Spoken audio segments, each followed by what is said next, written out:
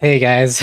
All right, so apparently I heard today that Brianna Wu had some comments about me in her new Dollcast podcast, which is so funny to me, like accusing me of like being, a transvestite fetishist when you're literally calling your your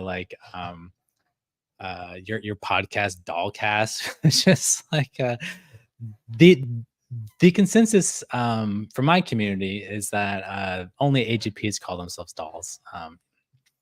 So, okay, let's watch the video. I'm going to respond to this. We should be able to overstep that. I think that's something that should be between the trans child, the parent, and the doctors. Because, like, for me, I'm glad personally that I didn't go on hormones super young because I ended up getting the vaginoplasty and I had a lot to work with and I made my results much better. And it made my Same. Yes. Congratulations. Very happy Yeah, with congrats. Whereas, like, there are other people who went on very young and did not have a lot of growth, and it made their surgery much more difficult. So there are pros and Right. cons to both. Yeah. Again, I wouldn't want somebody to tell that person, though, no, you can't do that because I didn't do it, and I don't think it was right. Like, you know what I mean? I feel like we're overstepping a lot here by feeling that we have the right to decide for other trans people how they transition.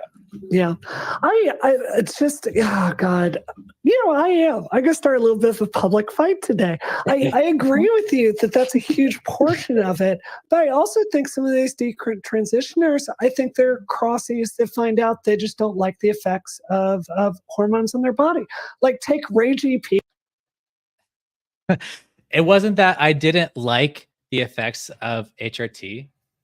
For one, HRT almost gave me a pulmonary embolism. HRT almost killed me. HRT literally almost killed me. So it's not like, oh, I didn't like the effects. And like also I didn't detransition because I didn't like the effects of HRT. Like I was fine with the effects, like the softer skin, the growing breasts. Like I liked all that because I'm AGP, just like you, Brianna, just like you. I liked HRT growing my breast for the exact same reason you like hormones growing your breast, because you're an autogynephile in deep denial. Deep denial. Everyone agrees on. I mean, you fit every stereotype of an AGP. Just, I mean, come on, it's so obvious. And you're just in denial. And yeah, so it's not that I didn't like the effects of HRT. I like the effects of HRT, but I detransitioned because I didn't like the trans identification. I didn't like the way in which I had to pass and had this attempt to pass or this, and Brianna Wu is always like, oh, well, the reason why you detransition is because you didn't assimilate properly. I'm a true transsexual and I assimilated and integrated into society. I assimilated. Like, no, I'm sorry. I assimilated fine. I integrated fine. If I wasn't integrated, then how could I have had a job in management, a career? I started a career as a trans woman in like Fortune 20 companies, interacting with VPs and executives, and like C-suite leaders and massive companies with like companies with like multi-billions of dollars of revenue. I'm like talking to senior executives, integrating into that world. I had a stable identity. Like I never had problems like integrating into society as like a trans woman. I was, so this idea that like, oh, like, I like somehow I failed my transition because, it like, I like couldn't assimilate or I couldn't integrate or I couldn't live a normal life as like a trans woman. No, that's not the reason why I detransitioned. I detransitioned because I got tired of living a lie of trying to pass myself off as female. I got disillusioned with gender identity ideology and all the bullshit of like the trans community. I detransitioned because I didn't want to be a lifelong medical patient. So it's not that I didn't enjoy the effects of HRT. It's that I didn't want to be a lifelong medical patient.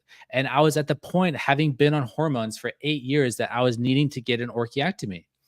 And like, I came to that juncture and I decided that which would be preferable, getting off pharmaceuticals, getting off dependence on the pharmaceutical industry, getting off the dependence of the medical industry, not making myself a lifelong medical patient, not needing surgery, not needing exogenous pharmaceutical intervention to maintain my normal health for the rest of my life, not needing to go in to get blood work every 6 months, not needing to worry about having another pulmonary embolism, not needing to worry about the effects of on like my energy levels or my physical vitality, not worrying about having like needing health insurance so I can have a normal hormonal function.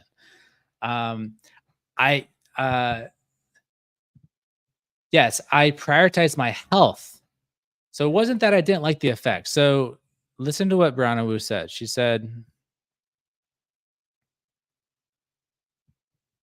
they used to find out they just don't like the effects of hormones in their body. Like, take Ray GP. I'm sorry. That dude is the most obvious Crossie, like transvestic crossdresser on the entire planet. Like, he says he's on estrogen forever. It's like, what, 2 milligrams or something? So okay. you can make sure to like jack off the entire time. Like, so I first started on 4 milligrams of estradiol with my testosterone totally blocked. So my first dosage was 4 milligrams of estrogen. Then it went up to 6 milligrams of estrogen. Then it went up to 8 milligrams of estrogen. Then I went on injectables. And then I went on the patches. And I maintained, and I was on like, spironolactone the entire time. So I consistently for 8 years had my T level pretty much at 0 and my estrogen in the normal female range. So no, I wasn't taking a low dose so I could continue jacking off. And if you read my fucking book that I wrote when I was a trans woman, I talked about how I had a history of cross-dressing fetishism, just like pretty much every other trans woman on the planet. If you go to M to F and you go and type in euphoria boners or like fetishism or is it just a fetish, like you will see that the vast majority of trans women start off their gender identity exploration, their gender confusion, their gender, their desire for transition starts out in the realm of wanting to, have all these like erotic fantasies. That's very common. So my story was not any more or less common than anyone else. My story of having a history of cross-dressing fetishism is extremely common in the transgender community. And Brianna knows this. But somehow the mere fact that I'm honest about it makes me like this. I was like, oh, not true trans. Even though when I started my transition, when I went full time and I got on hormones, I no longer experienced a fetishistic arousal in regards to cross-dressing. It just became normal. I went 8 years cross-dressing literally every single day, and I didn't experience, arousal at the stage. It was just normal. It was just my clothes. And you can talk to any of my girlfriends or like partners during that time when I was transitioned, but no, I was not like maintaining the same level of fetishism pre-transition and post-transition. That's insane. And most trans women who have a history of cross-dressing fetishism, which is a lot of them, like a large contingent of trans women have a history of cross-dressing fetishism prior to transition. It's massive. It's the biggest contingent. But when they start their transition, and even Anne Lawrence talked about this in her paper, Becoming What You Love, because autogynephilia has both a erotic component and a romantic component. And often when trans women start their transition process and they go on the hormones and they nuke their libido, the erotic component transforms into a romantic component. And that's what happened to me. And this is common. And when you're cross-dressing every single day, it loses its novelty. And without the novelty, you don't get that sort of like arousal element that is critical to like male sexuality. So this is common. So this idea that like, oh, I was just a cross-dressing fetishist and like I only transitioned for like fetishistic reasons and I like maintained that, you know, like that like sexual expression throughout the entirety of my 8 years of transition living as a trans woman. No, I was just as much a regular trans woman as anyone else. I was a well-known trans activist. I published a book on trans activism that was well received. I wrote popular essays in the trans activist world. I was a well-known trans activist on Twitter. No one during that entire time, no one in the trans community was like, "Oh wow, hey Rachel, you're definitely acting like a creepy cross-dressing fetishist. You get better to cut that out." No, I was just like any other trans woman, any other trans woman. I assimilated and integrated just as well as any other average trans woman. In fact, I assimilated and integrated better because, you know, I was able to buy a house and land a successful career and make like well over 6 figures. So like, so yeah, like I did not, you know, have any trouble assimilating into society.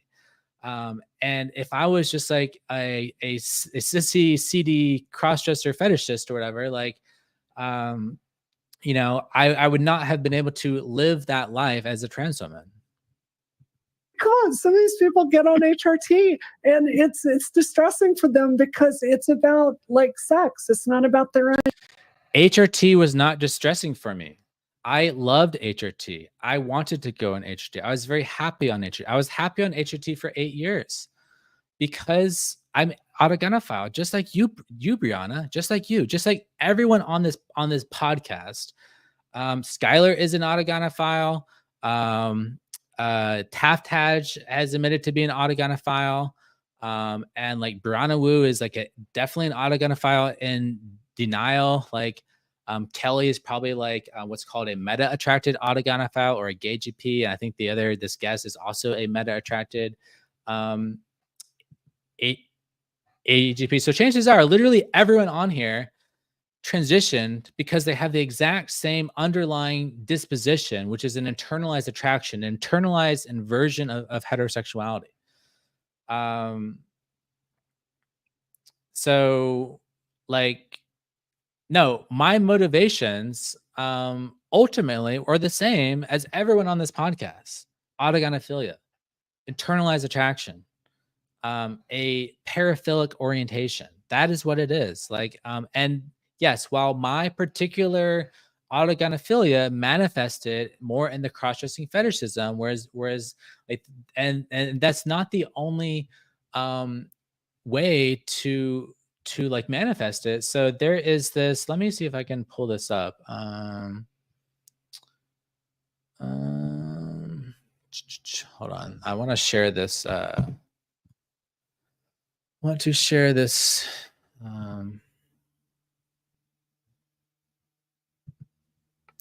Okay, here we go. So this is a distinction between the AGAMs versus the bottom dysphoric AGPs. AGAMs are the autogynoandromorphophiles. They often, and these are just sort of things that characterize the like AGAMP trans woman archetype. They're into force femme kink. They're obsessed with the idea of a feminine penis. They love contrapoints. They have low disgust about their male body. They often report euphoria boners to cross-dressing. They often report like a history of watching like trans pornography or like TG, gender bending transformation stories. They're into cystic kink. They're into cross-dressing fetishism. They have high libidos. They love chastity. These are the ones who are often saying like, is it just a fetish or am I trans? They're either femboys or they love femboys or femboy adjacent. They do stripy socks and Amazon goes spinny skirts. Then the other archetype of AGP trans women is the bottom dysphoric AGP. They hate getting boners because it causes dysphoria. They don't cross-dress until they boy feel. They're into radical feminism and like lesbianism. They have high disgust. They're asexual and gynophilic, like low to zero porn use. They like LARP as lesbians, low libido. They hate the PIV and the idea of like, you know, heterosexual sex. They're usually trans medicalists. They believe that they have like a true trans medical problem. They like hate the male body. They have autoandrophobia. So like Brianna Wu is like probably more on like this side, because Brianna Wu like got bottom surgery and stuff like that. But like this side over here, I'm definitely on the left hand side here. But this is like extremely common. This is an archetype. This is like half of trans Reddit or more. This is maybe like 60 to 70% of trans Reddit, I would say, falls on the left hand and the left hand side. So so to say that like, oh, like the only reason Ray transitioned is because you know, he's like a sissy, you know, transvestite or whatever. It's like, no, like that's like most of trans Reddit. Like, and that's and so yeah, like and it's just like, this is seen to be like, oh, if you're this, you're like AGP, but if you're on this side, the right hand side, then you're like true trans, or you're HSTS, you're homosexual transsexual. But no, like this type on the right often gets confused for HSTS. And because they're autogenophiles, they have a romantic idealization and attachment to the idea of themselves as women. And so they are in denial of autogenophilia driving their transition. And Brianna Wu is definitely on the right-hand side. And this is what drives a lot of AGP denialism. They sort of like will say that, well, no, I'm not AGP because I didn't do all this left-hand side stuff. But you know, this fits the AGP archetype. So yes, Brianna Wu, you are an AGP. It's clear as day. And like also, you know, usually this is, you know, trans is correlated with like autism and being good with computers, good with mechanics. You know, Brianna Wu is like you know, good with cars and, you know, computers and nerdy things, and like has typical masculine interests, just like every other autistic autogonophile on the planet. Brianna Wu is so AGP coded, like she fits literally every stereotype of a you know, autistic computer nerd type. That is the classic autogonophile archetype, is the computer nerd type. So so no, Brianna Wu, you are not special. You are not you know, like you are totally in denial. Everyone thinks so, and it's just like a joke. And so yeah. Identity, and that's okay. If you want to go be a Crossie, more power to you. But I mean, like, I don't think it's all just conservatives. I think some people go down this path of finding out if there's like a woman inside, and there's just not, and that's okay. Yeah, this is pure AGP cope to think that true trans are the trans women who have a woman inside. No, that's pure AGP cope. That's like pure like autogonophilic idealization. That's like true trans bullshit. No, you don't have a woman inside you, Brianna. I'm sorry. You do not have a woman inside you.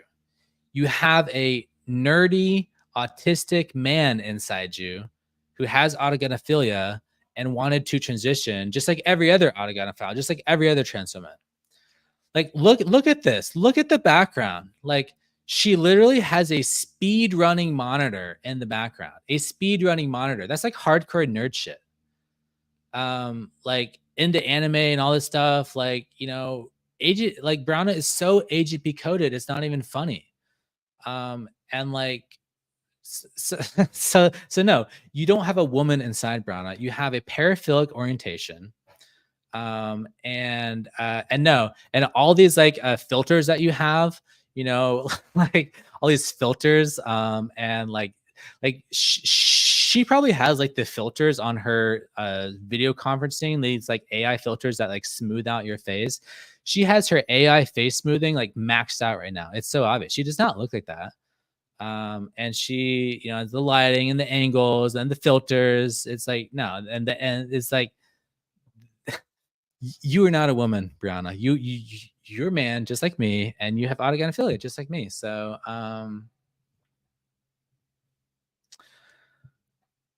yeah. So yeah, I just think this whole thing, like, this is obviously projection, because Brianna Wu started like attacking me or going after me like when my channel started picking up, and the trans women who watch my videos and get triggered and like come after me, it's usually because they are smart enough to recognize the kernel of truth of what I'm talking about. And that triggers cognitive dissonance because it creates a denial and it creates reaction formation, which is a defense mechanism to protect the ego. And Brianna Wu is desperate to say that she's a homosexual transsexual, that she's true trans, that she, had, this true trans essence of like a woman, this innate gender identity of like a woman. I'm sorry, Brianna, you are a late transitioner. You are a late transitioner, autistic, nerdy, computer nerd into mechanical, masculine coded hobbies, just like almost every other autogynephile. So no, you are not a true trans woman. Like, that's crazy. Okay, like they should be able to go back. There's a lot of fetishizing it. Yeah, 100%. I do see. There's a lot of fetishizing it. And yet if you go on trans Reddit, you type in just a fetish, literally, like, that's like the most common pathway into trans identification is through the fetishization. Like most trans, like so many trans women are into like all this kinky stuff. It's just clear as day. I've done so many videos doing deep dives into Reddit showing that, euphoria boners and force femme kink and all this stuff, and like being having like like a love of trans pornography, like all this is so common. And yet, because I'm honest about it, because I'm honest enough to say that was like the motivation for my transition, like I'm somehow like the bad guy, like I'm somehow like doing something wrong, even though I'm trying to like wake these people up to the reality. I'm trying to break the delusion of gender identity ideology. This idea that, oh, the true explanation for all this is that they have a woman on the inside. No, I'm sorry. You have a paraphilia. And it doesn't matter if you're on this other side. It doesn't matter that you're on the bottom dysphoric AGP side.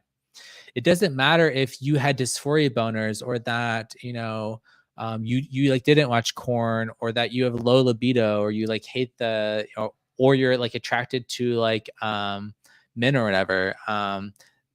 That doesn't make you not an autogynephile. It just makes you a different subtype. So this idea of like, and like these people on the right, they love to role play as like, as having these womanly essences. And that role play, that LARPing as a woman, and this retconning of their past lives as like, finding these little pieces of evidence in their life to prove that all along they're like a woman on the inside. That's driven by the autoandrophobia, because they hate the idea of themselves being males, and they hate the idea of like everything associated with like being male, and then they so idealize being like women that they convince themselves that the explanation for all their behavior is that they have like a woman brain or a lady brain. No, Brianna Wu, you do not have a lady brain. Nothing about you screams lady. You have nothing in common with like actual women. CP? I'm sorry. That dude is the most obvious Crossie, like transvestic crossdresser on the entire planet. I talk about that. That's my whole channel is about destigmatizing and depathologizing and like, talking about autogynephilia without shame. So no, Brianna, you're not going to shame me by calling me a transvestic crossdresser. Because like, I literally talked about being a crossdresser, a cross-dressing fetishist in my TRA book, in my book Transgressive,